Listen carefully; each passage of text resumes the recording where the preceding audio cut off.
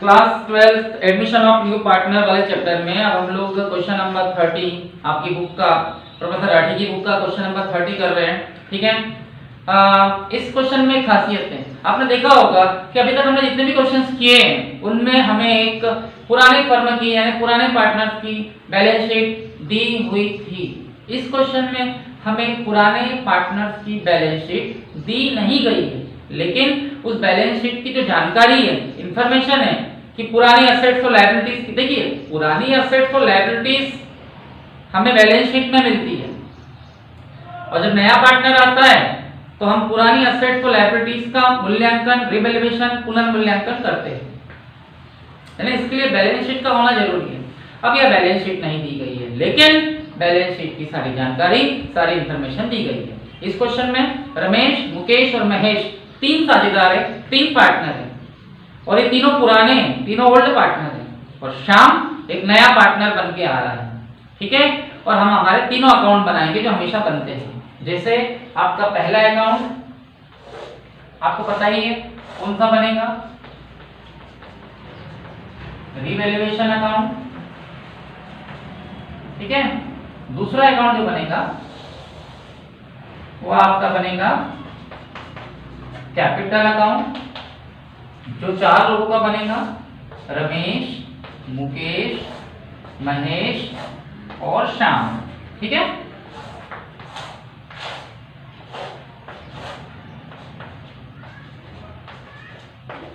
और फिर यहां पर हम एक बैलेंस शीट क्रिएट करेंगे। वैसे बैलेंस शीट जो होती है वो बनी हुई आती है, उसी में थोड़ा चेंजेस करके हम लोग बैलेंस शीट बनाते हैं। फॉर्मेट आप अपने हिसाब से एडजस्ट कर लीजिए, मैंने शॉर्टकट में लिखा है। क्वेश्चन पढ़ रहा हूं मैं। रमेश, मुकेश एंड महेश समान साझेदार है। Ramesh, Mukesh and Mahesh are equal partner. इसका मतलब यहाँ जो कुछ भी बटेगा इन तीनों को बटेगा और बराबर बराबर इक्वल इक्वल बटेगा। ठीक है, उनकी पूंजी दी है, देयर कैपिटल। अब कैपिटल कौन से अकाउंट में आएगी? कैपिटल अकाउंट में। उनकी कैपिटल दी है आपको 2000, 2000, 2550, 2250, 2250 और 2500, 25,100। ठीक है, कैपिटल अकाउंट में आएगी, पता है सब लोगों को, बाय बैलेंस ब्रॉट डाउन। ठीक है, ये है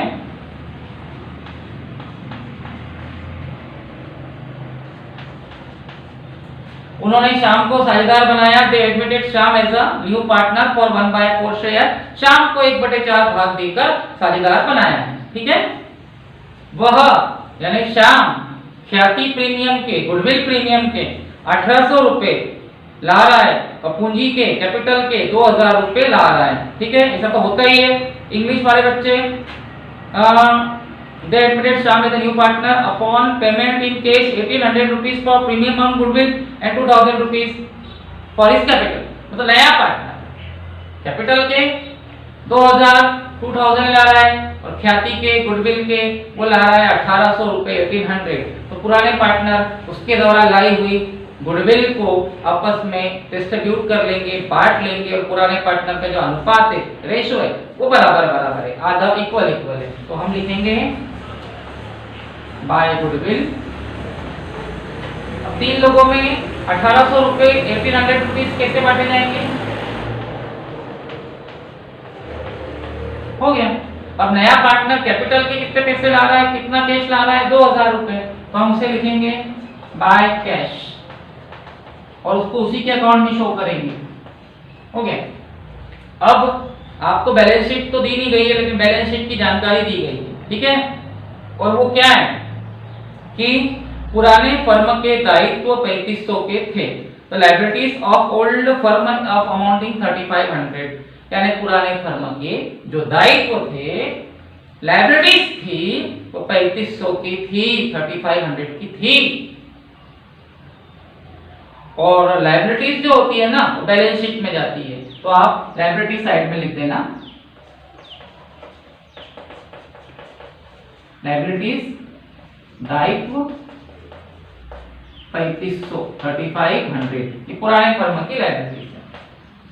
ठीक है, इसके अलावा जो कैश है वो 1550 है, 1550। तो कैश कहा जाता है बैलेंस शीट में, असेट्स में। अब मैंने यहाँ क्यों नहीं लिखा, आप जानते हो ये पुराना केस है, ओल्ड फर्म का केस है। नया पार्टनर जब आएगा तो अपने साथ गुडविल और कैपिटल लाएगा, तो ये केस क्या होगा, बढ़ जाएगा, तो इसलिए मैंने उसे साइड में नहीं लिखा। ठीक है, फिर मोटर 1500, मोटर 1500, फर्नीचर 500, ठीक है, स्टॉक 2800 2800 और देनदार डेटर 3900 के थे मतलब ये सब पुरानी फर्म के संपत्ति और दायित्व है, ओल्डर फर्म की असेट्स और लायबिलिटीज हैं, तो ये सब बैलेंस शीट में जाएगी। ठीक है, मोटर जो है 1500 की 1500 की है, फर्नीचर 500 का 500 का है, स्टॉक 2800 2800 का है, इसे मैं यहां लिख देता हूं, बाद में बताऊंगा क्यों। और आखिरी में डेटर जो है वो 3900 के है, 3900 के। तो ये जो बैलेंस शीट आपको बनी हुई आती है ना, वो बनाकर नहीं दी है हम लोगों ने, उसे एक बैलेंस शीट के फॉर्मेट में लिख दिया, मतलब संपत्ति और दायित्व और असेट्स और लायबिलिटी जो भी आपको दी है पुरानी फर्म की बात की जाएगी, मतलब पुरानी फर्म की बैलेंस शीट में शो होगी। ठीक है, मतलब अभी तक की जो इंफॉर्मेशन थी वो पुरानी फर्म की थी, पुराने फर्म की असेट्स और लायबिलिटीज कहा जाती है बैलेंस शीट में। ओके, मोटर और फर्नीचर का पुनर्मूल्यांकन किया गया, the motor and furniture were revalued. अब आपका क्वेश्चन स्टार्ट हो रहा है, आपने मोटर का और फर्नीचर का रीवैल्यूएशन किया है, पुनर्मूल्यांकन किया है। मोटर का मूल्यांकन, मोटर का वैल्यूएशन आपने किया है 1300 पर, 1300 पर। अब जरा बताइए कि बैलेंस शीट में आपकी पुरानी मोटर कितने की थी, 1500 रुपए की, 1500 की, और उसका नया मूल्यांकन, नया वैल्यूएशन 1300 पे किया गया, 1300 रुपीस पर। मतलब ये कि मोटर के मूल्य में कमी आई है, मोटर का प्राइस कम हुआ है 200 रुपए से, 200 रुपीस से, ये हमारा लॉस है, और लॉस डेबिट में आता है रिवैल्यूएशन अकाउंट के टू मोटर।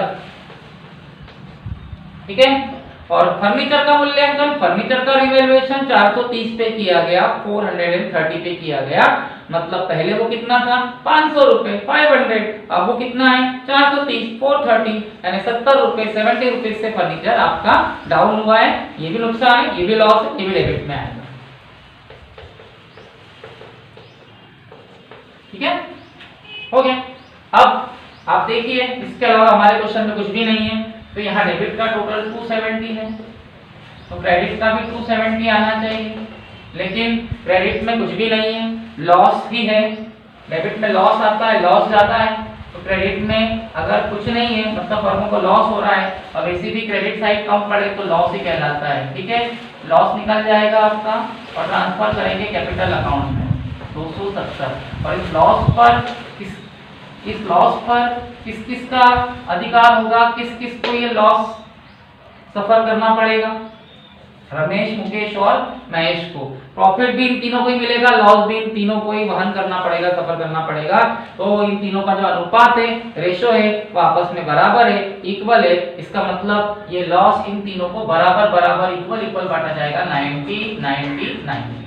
ठीक है, उसके बाद जब प्रॉफिट आता है तो टू प्रॉफिट कैपिटल अकाउंट में ट्रांसफर हो जाता है, बाय प्रॉफिट कैपिटल बढ़ जाती है, और कैपिटल बढ़ती है क्रेडिट से। लेकिन लॉस आया है तो बाय लॉस कैपिटल अकाउंट में ट्रांसफर हो जाएगा, टू लॉस ऑन रिवैल्यूएशन 90 90 90। ये तीनों का लॉस उनकी कैपिटल को कम करेगा। ठीक है, इसके अलावा हमारे क्वेश्चन में अगर कोई संचय होता, रिजर्व होता, तो नए पार्टनर आने के पहले पुराने पार्टनर में हम डिस्ट्रीब्यूट कर देते हैं। अब कैपिटल का बैलेंस कैसे निकलेगा, जैसा हमेशा निकलता है, क्रेडिट का टोटल लगा है 2600, 2600, 2850, 2850, 3100, 3100 और 2000, वही टोटल यहाँ लिख दे।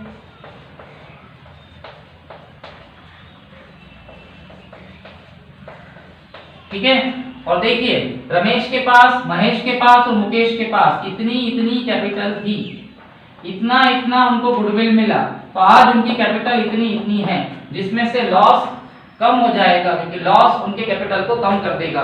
तो क्रेडिट में से डेबिट माइनस करके जो आएगा, इन तीनों का बैलेंस आ जाएगा। इसमें से इसे माइनस करेंगे 2510 आएगा, इसमें से इसे माइनस करेंगे तो 275060 समथिंग कुछ आएगा, अब करके देख लीजिए, 2760 आएगा। इसमें से इसे माइनस करेंगे तो 3010 आएगा और इसका बैलेंस तो 2000 ही आएगा, 2000 ही आएगा।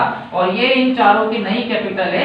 जब नई बैलेंस शीट बनेगी तो ये चारों की कैपिटल वहां आ जाएगी। ठीक है, अब बैलेंस शीट पे आते हैं। तो ये जो बैलेंस शीट मैंने अभी बनाई थी, ये पुरानी इंफॉर्मेशन के थ्रू बनाई थी, पुरानी जानकारी के आधार पर बनाई थी। पुराने फर्म के दायित्व, पुराने फर्म की लायबिलिटीज 3500 की थी, 3500 की, कैश इतना था, मोटर 1500 की थी, 1500 की, फर्नीचर 500 का था, 500 का, स्टॉक 2800 का था, 2800 का, और डेटर 3900 के थे, 3900 थे। अब इसमें बदलाव क्या आया? बदलाव कुछ ज्यादा नहीं आया है। लायबिलिटीज तो उतनी ही रहेगी, लेकिन लायबिलिटीज के साथ यहाँ कैपिटल भी तो आती है। लेकिन अब कैपिटल कितने लोगों की आएगी? 4 लोगों की, क्योंकि हम नई बैलेंस शीट बना रहे हैं। रमेश, मुकेश, महेश एंड श्याम। शॉर्टकट लिख रहा हूं, ये उनकी कैपिटल आ जाएगी। ठीक है, 2510, 2760, 3010 एंड 2000। उस साइड में क्या चेंजेस आएगा? सबसे बड़ा चेंजेस कैश में आएगा। उनके पास पुरानी फर्म में कैश 1550 का था, 1550 का। ठीक है, नया पार्टनर अपने साथ गुडविल के, ख्याति के 1800 नगद लाया, कैश में लाया, और कैपिटल के 2000 नगद लाया। तो इस प्रकार से 3800, 3800 कैश बिजनेस में आ रहा है, तो हम कैश बढ़ा देंगे। तो नया कैश जो होगा 5350 हो जाएगा। मोटर 1500 का था, 1500 का, 200 रुपए से कम हुआ है, तो 200 रुपए कम करके 200 माइनस करके आपकी नई मोटर आ जाएगी 1300। फर्नीचर 500 का था, 20 रुपए से 70 रुपए से 70 रुपए से कम हुआ, तो ये आएगा 430, 430। और बाकी दो संपत्तियां, बाकी दो असेट्स पर किसी प्रकार का कोई भी प्रभाव, इफेक्ट नहीं पड़ेगा। दोनों साइड का टोटल 13780, 13780 आ जाएगा। इस टाइप से आप अपना क्वेश्चन इजीली कर सकते हो। ओके,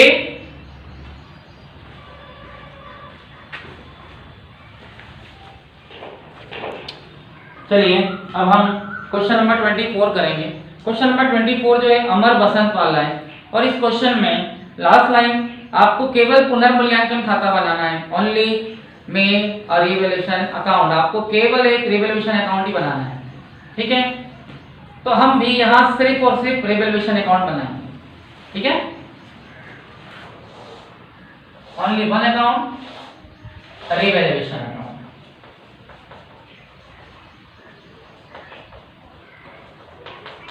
ठीक है, और बाकी की चीजों को मैं आपको ओरली समझा दूंगा कि क्या करना है। ठीक है, इस टाइप से रिवैल्यूएशन अकाउंट बनता है।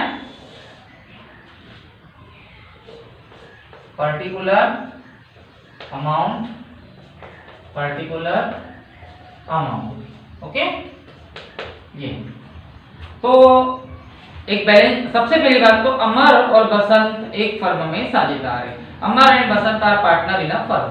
ठीक है, और सबसे मेन चीज, अभी तक हम लोगों ने जितने भी क्वेश्चंस किए हैं उसमें पुराने साझेदारों का अनुपात, पुराने पार्टनर का रेशो इक्वल था, बराबर था। यानी हमने वहां जो कुछ भी डिस्ट्रीब्यूट किया था, जो कुछ भी बांटा था, वो आपस में बराबर था, आपस में इक्वल था। लेकिन अब इस क्वेश्चन में जो अमर और बसंत नाम के पार्टनर है, उनके बीच जो अनुपात है, रेशो है, वो हमें दिया है 3:2, 3:2। तो हमें उन्हें ये 3:2 में बांटना पड़ेगा, जो कुछ भी प्रॉफिट एंड लॉस आएगा वो। ठीक है, समायोजन number 1, adjustment number 1, balance sheet दी हुई है, देखिए आप। ठीक है, सारंग को नया साझेदार बनाया, they admitted Sarang as a new partner. ठीक है, उसे 2/7 भाग देना है, 2/7 पार्ट देना है। ठीक है, दिया। सारंग कैपिटल के, पूंजी के 12000 और ख्याति के, गुडविल के 9600 रुपए ला रहा है, 9600 रुपीज ला रहा है। तो क्या इसका असर रिवैल्यूएशन पे पड़ेगा? नहीं, क्योंकि नए पार्टनर के द्वारा लाई हुई गुडविल कैपिटल अकाउंट में बाय गुडविल लिखकर पुराने पार्टनर को बांट दी जाती है, और नए पार्टनर द्वारा लाई हुई कैपिटल बाय कैश लिखकर उसी के अकाउंट में ट्रांसफर कर दी जाती है। ये दोनों अमाउंट, ये दोनों राशियां कैपिटल अकाउंट में ही जाती है, रिवैल्यूएशन पे इसका कोई असर नहीं पड़ता है। पुनर्मूल्यांकन रिवैल्यूएशन केवल असेट्स और लायबिलिटीज का होता है। ठीक है, भवन का मूल्य 30,000 है, वैल्यू ऑफ बिल्डिंग इज 30,000। मतलब सारंग जिस दिन आया उसके आने के पहले जब भवन का पुनर्मूल्यांकन किया गया, बिल्डिंग को रिवैल्यूट किया गया, तो उसकी नई कीमत, उसका नया प्राइस 30,000 आया, 30,000। भाई पुराना कितना था? पुराना आपको बैलेंस शीट में मिलेगा। बैलेंस शीट देखिए, बैलेंस शीट में आपकी जो बिल्डिंग है ना वो 20,000 की है, 20,000 की। अब जरा सोचिए कि पुरानी बिल्डिंग 20,000 20,000 की थी और नई बिल्डिंग 30,000 30,000 की है, मतलब 10,000 रुपए से आपकी बिल्डिंग बढ़ गई, आपका फायदा हो गया। और फायदा क्रेडिट में आता है बाय बिल्डिंग। और आपको यहाँ 10,000 दिखाना है क्योंकि आपको यहाँ से प्रॉफिट दिखाना है। लेकिन जब बैलेंस शीट बनेगी तो बैलेंस शीट में जो पुरानी बिल्डिंग है 20,000 20,000, उसमें 10,000 प्लस करके नई बिल्डिंग आपको 30,000 30,000 दिखानी पड़ेगी। ठीक है। मशीनरी का मूल्य 8,000 है, मशीन का प्राइस 8,000 है। नया पार्टनर आया उस दिन, पुराना कितना था? बैलेंस शीट में देखो, बैलेंस शीट में मशीन 9,000 की है, 9,000 की, और समायोजन में एडजस्टमेंट में पुनर्मूल्यांकन करके रिवैल्यूएट करके उसकी कीमत 8,000 पे लाई गई। मतलब डेफिनेटली मशीन जो है 1,000 से कम हुई है, 1,000 से कम हुई है, आपका लॉस है और लॉस डेबिट में आता है।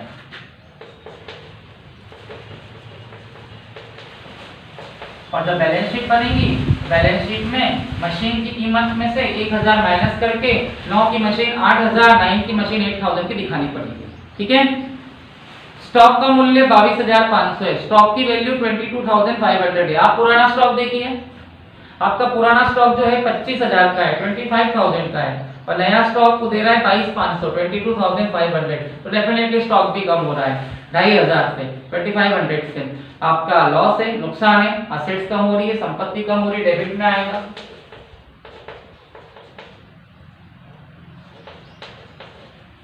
उसके बाद विनियोग का बाजार मूल्य 6,400 था, मार्केट प्राइस ऑफ इन्वेस्टमेंट 6,400, मतलब नया पार्टनर आया उस दिन इन्वेस्टमेंट 6,400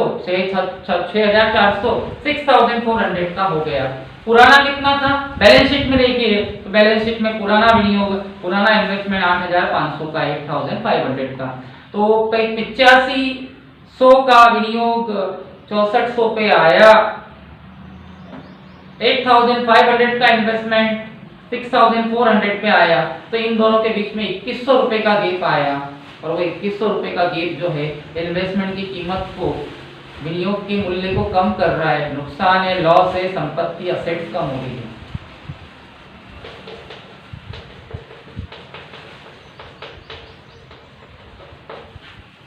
कितने से कम हो रहा है? 2,100 रुपए से, 2,100 से। ठीक है। और आगे लिखा है कि ये विनियोग अमर ले गया, अमर ये इन्वेस्टमेंट ले जा रहा है, तो उसका असर कैपिटल पर पड़ेगा। पार्टनर जब कोई असेट्स अपने घर ले जाता है तो वो एक प्रकार का ड्राइंग माना जाता है और वो कैपिटल को कम कर देता है, उसका पैसा उसी कैपिटल अकाउंट से काट लिया जाएगा। फिर ये इन्वेस्टमेंट बैलेंस शीट में नहीं आएगा। इन्वेस्टमेंट 8,500 का था, उसका मूल्यांकन किया गया, रिवैल्यूएशन किया गया 6,400 पे, यानी अभी उसकी कीमत 6,400। तो फर्म को लॉस कितने का हुआ? 2,100 का, लॉस डेबिट में आ गया। अब वो 6,400 का इन्वेस्टमेंट अमर अपने घर ले गया, तो उसका पैसा अमर के कैपिटल अकाउंट से काट लिया जाएगा। ठीक है। अमर की कैपिटल उतने पैसे से कम हो जाएगी। 6,400 रुपए का इन्वेस्टमेंट अमर ने उठाया और अपने घर ले गया, तो पॉकेट पे थोड़ी ले जाएगा, उसे उसकी पेमेंट करनी पड़ेगी, उसी कैपिटल अकाउंट से उसे काट लिया जाएगा। तो कैपिटल अकाउंट के डेबिट में शो होगा क्योंकि पार्टनर अपने घर ले जा रहा है। और फिर बैलेंस शीट में ये इन्वेस्टमेंट नहीं आएगा क्योंकि वो तो बिजनेस से चला गया। फिलहाल हमें ये दोनों चीजें नहीं बनानी है, इसलिए हम केवल लॉस पे ध्यान देंगे। लॉस हुआ है 2,100 का, 2,100 का। ठीक है। डूबत ऋण आयोजन 2,000 से कम किया गया, bad debt reserve reduce by 2,000। देखिए यहां डेटर कम नहीं किए जा रहे। अगर डेटर देखो, मैं आपको एक कहानी समझाता हूं। हमारे फर्म में जो डेटर होते हैं, देनदार, वो ऐसे लोग होते हैं जिनसे हमें पैसा लेना है और हमें लगता है कि इनमें से कुछ लोग हमारा पैसा डुबा देंगे, तो हम उस पर रिजर्व बनाते हैं। ठीक है। और रिजर्व बनाने से डेटर जो होता है ना कम हो जाते हैं, क्योंकि उतना पैसा डूब जाएगा ऐसा हम सोच के रिजर्व बनाते हैं। तो अब ये जो समायोजन है, ये जो एडजस्टमेंट है, इसमें डेटर कम नहीं करना है। डेटर, देनदार अगर कम हो तो संपत्ति कम होती है, असेट्स कम होती है क्योंकि वो हमारी असेट्स है। यहाँ डूबत ऋण का आयोजन कम करना है, बैड डेब्ट्स रिजर्व को कम करना है, और किसी भी प्रकार से बिजनेस में बनाया हुआ रिजर्व बिजनेस की लायबिलिटीज होती है, दायित्व होता है। मतलब आप यहाँ डेटर कम नहीं कर रहे, डेटर पे बनाया हुआ रिजर्व कम कर रहे, देनदार कम नहीं कर रहे, देनदार पे बना के रखा हुआ संचय कम कर रहे। देखिए आप बैलेंस शीट में डेटर में से आयोजन रिजर्व 8,000 रुपए बना के रखा हुआ है। हमें इस 8,000 को कम करना है, डेटर नहीं कम करना है, रिजर्व को कम करना है। और रिजर्व है तो दायित्व में, है तो संपत्ति में, असेट्स में, लेकिन इसे असेट्स में से माइनस करके दिखाया है। मतलब ये आपका दायित्व है, लायबिलिटीज है। कोई भी संचय, कोई भी रिजर्व दायित्व होता है, लायबिलिटीज। आप संचय कम कर रहे हो, रिजर्व कम कर रहे हो, यानी दायित्व कम कर रहे हो, रिजर्व आपकी लायबिलिटीज है, लायबिलिटीज कम कर रहे हो। और जब लायबिलिटीज कम होती है ना तो फर्मों को फायदा होता है, कर्जा कम होता है, फर्मों को फायदा होता है, फायदा क्रेडिट में आता है। बाय बैड डेट रिजर्व हम इसे 2,000 से कम कर रहे हैं। अब बैलेंस शीट में डेटर जो है वो तो 45,000 के ही आएंगे, 45 के ही आएंगे, क्योंकि वो हमने कम नहीं किए, लेकिन उसको जो रिजर्व बना हुआ था 8,000, अब वो 2,000 से कम होके 6,000 का आएगा। हमने रिजर्व कम किया है, ठीक है, बस हो गया। अब आंसर कैसे निकलेगा तो देखते हैं। क्रेडिट का टोटल ज्यादा है 12,000, 12,000, मतलब प्रॉफिट ज्यादा है, और प्रॉफिट ज्यादा है तो हमें प्रॉफिट ही होगा, ठीक है। और प्रॉफिट काय में ट्रांसफर करेंगे, कैपिटल अकाउंट में, और किसे बांटेंगे, अमर और बसंत को। तो लगा दीजिए टोटल इधर का 5,600,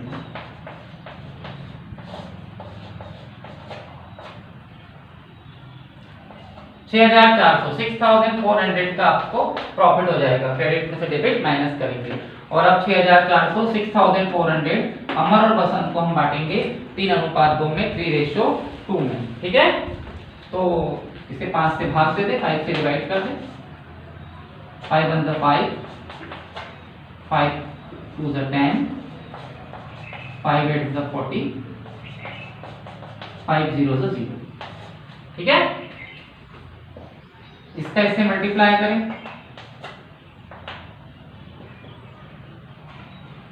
3840, इसका इससे करें 2560, ठीक है। बांटते आता है ना कि नहीं आता, आएगा ना बांट, ठीक है। 5 1 5, 1 बचेगा, 4 आएगा, 5 2 10, 4 बचेगा, 0 आएगा, 5 8 40, 5 0 0, और इसका मल्टीप्लाई इससे भी करेंगे, इससे भी करेंगे, तो आप लोगों का इस टाइप से ये प्रॉफिट बढ़ जाएगा, और फिर कैपिटल अकाउंट में टू प्रॉफिट बाय प्रॉफिट बन जाएगा, ठीक है। केवल रिवैल्यूएशन बनाना था तो हम केवल रिवैल्यूएशन अकाउंट ही बना रहे हैं, ओके। अब हम इसी के अकॉर्डिंग एक क्वेश्चन और कर रहे हैं जिसमें भी केवल और केवल रिवैल्यूएशन अकाउंट बनाना है। ये है आपका क्वेश्चन नंबर 23। देखिए उसी के आसपास है, देखिए मैं उसको भी करवा देता हूं।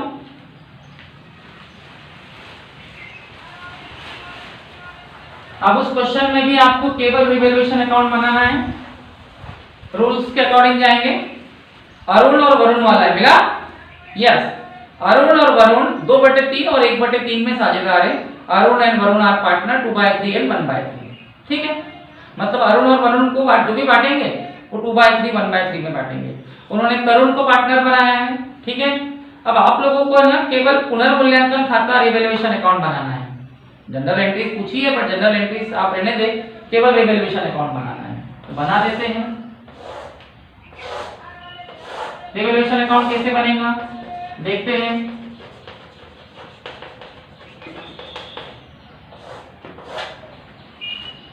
नॉर्मल क्वेश्चन है, 12,000 का रहतिया 15,000 रुपए निर्धारित किया गया। मतलब ये है, अभी ये क्वेश्चन इस वक्त मेरे पास इंग्लिश मीडियम में नहीं है, लेकिन मैं इसे बता सकता हूं कि आपका जो स्टॉक था वो 12,000 का था और उसको जब रिवैल्यूट किया गया, ठीक है, तो 15,000 पर रिवैल्यूट किया गया। मतलब स्टॉक 12,000 से 15,000 पे जा रहा है, 12,000 से 15,000 पे जा रहा है। मतलब स्टॉक जो हो रहा है ना, बढ़ रहा है। स्टॉक आपकी संपत्ति है, स्टॉक आपकी असेट्स है, असेट बढ़ती है, फायदा होता है, और फायदा क्रेडिट से होगा। बाय स्टॉक, कितने से बढ़ रहा है? 3000 से 3000। ठीक है। मशीनरी पर 15% डेप्रिसिएशन लगाना है और मशीनरी दी है 24,000 24,000। मशीनरी 24,000 की है 24,000 और इस पर आपको 15% डेप्रिसिएशन लगाना है। तो देखो कितना आता है, 3600 रुपये आएगा, 3600। और मशीन पर डेप्रिसिएशन लगाने से मशीन का प्राइस कम होता है, फर्म को लॉस होगा, संपत्ति कम हो रही है, असेट्स कम हो रही है, तो डेबिट में आएगा। ठीक है। उसके बाद 16,000 के जो डेटर है उस पे 10% आपको बैड डेट रिजर्व क्रिएट करना है, देनदारों पर संचय बनाना है। और मैंने कितनी बार बोला कि डेटर पे रिजर्व बनाने से डेटर जो होते हैं ना कम हो जाते हैं, और डेटर का कम होना बिजनेस के लिए लॉस है, हानि है, नुकसान है, क्योंकि डेटर हमारी संपत्ति है, असेट्स है। तो 16,000 का 10%, 16,000 का 10% आएगा 1600 रुपए, 1600, और ये डेबिट में आएगा क्योंकि लॉस है, नुकसान है। इसको आप बीडीआर लिखते। ठीक है। उसके बाद लेनदार पर 6% कटौती करनी है। क्रेडिटर पे आपको 6% डिस्काउंट काटना है। अब क्रेडिटर यानी कौन? क्रेडिटर यानी वो लोग जिन्हें हम पैसा देने वाले हैं, हमारे सिर का कर्जा, हमारे सर पे की लायबिलिटी, और जब इस पर डिस्काउंट काटेंगे तो ये कम हो जाएंगे।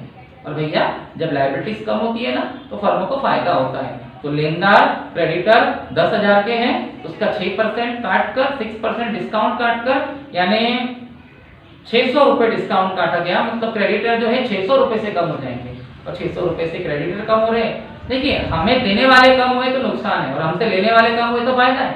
डेटर हमें पैसा देने वाले हैं, अब वो कम हो गए तो नुकसान है, डेटर का कम होना डेबिट में आएगा। और क्रेडिटर हमसे लेने वाले हैं, हमसे लेने वाले कम हो गए तो हमारा फायदा है, फायदा क्रेडिट में आएगा, बाय क्रेडिटर या बाय डिस्काउंट ऑन क्रेडिटर। 10,000 का 6%, 600 रुपए।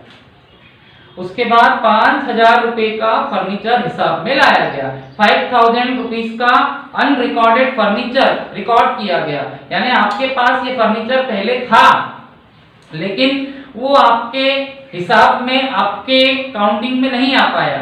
लेकिन जब आप लोगों ने नया पार्टनर आया, असेट्स और लायबिलिटीज को रिवैल्यूएशन करना शुरू किया, तो अचानक से पता चला कि आपके पास एक 5,000 का फर्नीचर भी है जो कहीं कोने में पड़ा हुआ है, आपका उस पर ध्यान नहीं था। अब ध्यान आया तो आपने उसे काउंटिंग में लाया, हिसाब में लाया। अचानक से आपके बिजनेस में फर्नीचर आ गया, आपका फायदा है, फायदा क्रेडिट से होगा।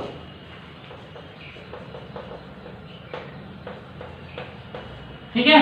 और लास्ट में अदत्त वेतन, आउटस्टैंडिंग सैलरी देना बाकी है, देनी पड़ेगी, आज नहीं तो कल देनी पड़ेगी। ये आपका कर्जा है, बोला था अदत्त वेतन आउटस्टैंडिंग सैलरी, मतलब सैलरी देना बाकी है।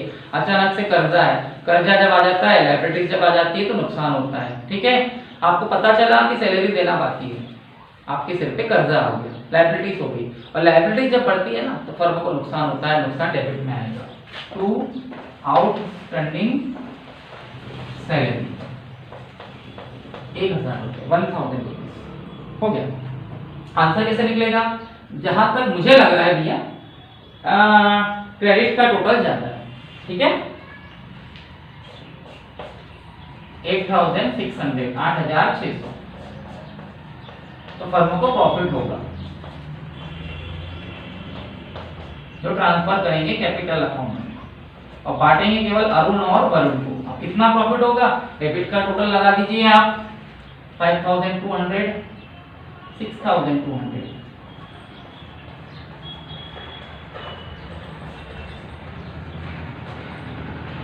2,400 रुपए का, 2,400 रुपीज का प्रॉफिट हो रहा है। यस, ये आ गया।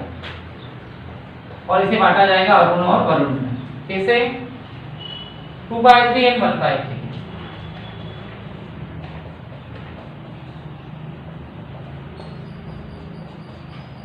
ठीक है। तो ये 800 800 बार कट जाएगा, 800 तो नहीं 1600, 800 टू द 1600, 800 एकम 800, 800 बनता 800।